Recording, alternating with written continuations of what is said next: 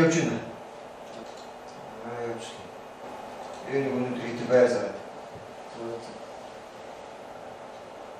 Энэ нэр утсыг хэлсэн. Ширээний болон дээр.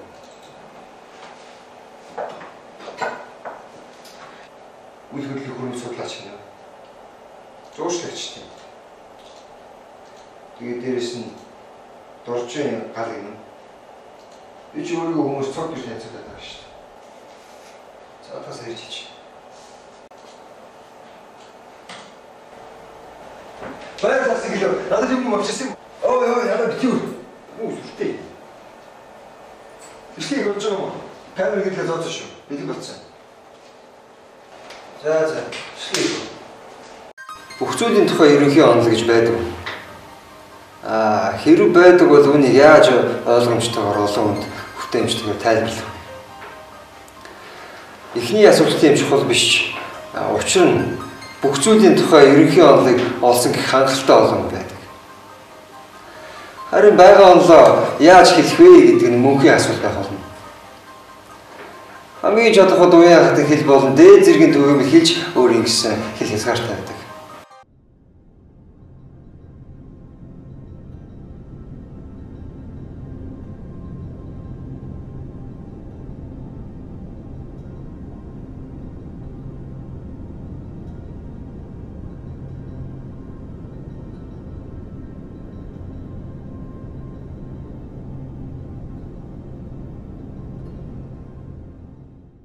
Сэрэл тулгуурласан баталгаа шаарддаг. Эргэлзээг дээдэлдэг. Сонгодог шинжлэх ухаанд хэд үнэж хүмүүс бол бүх зүйлийн тухай онолыг оллооч өөрөө хүлээн чаддаг юм аа.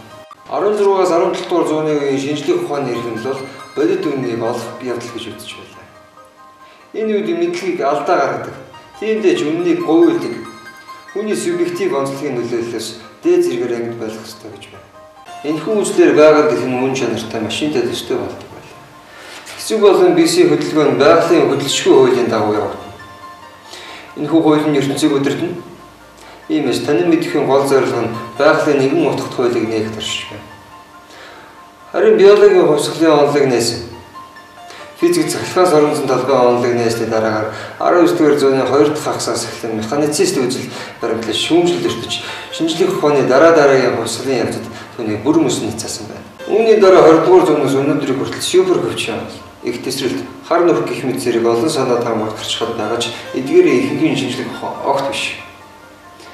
Ганц нэг мөн байж болохч ерөнхий төвчд хангалттай тайлбар өгч чадхааргүй жиж байна юм аа.